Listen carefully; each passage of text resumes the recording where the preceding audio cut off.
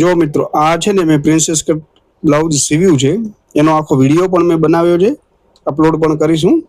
તો આવી રીતના જો પ્રિન્સેસ કટ બ્લાઉઝ સીવો ને તો આ જે નીચેનો ભાગ છે ને એકદમ પ્રોપર આમ સીધો રહેવો જોઈએ, જ્યાં કમરનું એકદમ ફિટિંગ આવી જાય વ્યવસ્થિત આમ આવી રીતના આખે આખું. અને જ્યાં મતલબ આપણો બ્રેસ્ટનો ભાગ આવતો હોય ત્યાં આવી રીતના થવું જોઈએ. મતલબ ડાયરેક્ટ આવી રીતના ના આવવું જોઈએ, જેથી કરીને અહીંયા ફૂગી વરે એવું ન થવું જોઈએ. આ એકદમ સીધો રહેવો જોઈએ ભાગ નીચેનો, અને જ્યાં બ્રેસ્ટનો ભાગ આવે છે ત્યાં જ ઊંચું થવું જોઈએ. અને આ જે વરી આર્મોલનો ભાગ આવે છે ત્યાં આવી રીતના બેસી જવું જોઈએ સરખું. આ જો અમે બનાવ્યો છે અને હું અપલોડ પણ કરીશ. આનો વિડીયો આખો તમે જોઈ શકો છો. આ પેડવાળું નથી, સાદું જ બ્લાઉઝ છે, એમને એમ જ પ્રિન્સેસ કટ છે, પેડવાળું નથી, સાદું છે, સાવ ગોળ ગળાવાળું.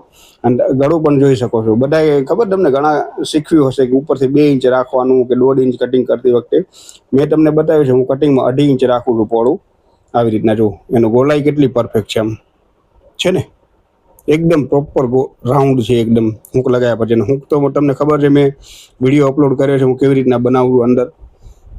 તો આ ભાગ જે આપણો છે, મેઇન કહેવાની વસ્તુ એ જ છે કે આ ભાગ આપણો સીધો રહેવો જોઈએ એકદમ પ્રોપર. અને જ્યાં બ્રેસ્ટનો ભાગ આવે છે ત્યાં જ આપણો ઊભા આવવો જોઈએ, અને પછી વળી અહીંયાથી આવી રીતના બેસી જવું જોઈએ પ્રોપર આમ. આનો આખો મેં પ્રિન્સેસ કટ બ્લાઉઝ સીવીને આખો વિડીયો બનાવી નાખ્યો છે, અપલોડ કરીશ શોર્ટ ટાઈમમાં. આ તમને સેમ્પલ માટે ખાલી પ્રેસ કરીને બતાવી, એમાં મેં પ્રેસ નથી કરી વિડીયોમાં, આખું બનાવી નાખ્યું. જો હૂકનો મતલબ જે આપણું ટક્સનો માર્ક છે એની સામે ટક્સ, અને પ્રોપર એકદમ જે મતલબ આવે છે બ્રેસ્ટનો ભાગ ત્યાં આગળ જ આમ ઊંચું થવું જોઈએ, બાકી ક્યાંથી ન જવું જોઈએ. અહીંયાથી તો એકદમ સીધું જ આવવું જોઈએ, તો જ ફિટિંગ આવશે. સમજી લો આવી રીતના તમારું પ્રિન્સેસ કટ બ્લાઉઝ બનવા માંડી જશે તો સમજી લો તમારું એકદમ પ્રોપર થઈ ગયું બ્લાઉઝ.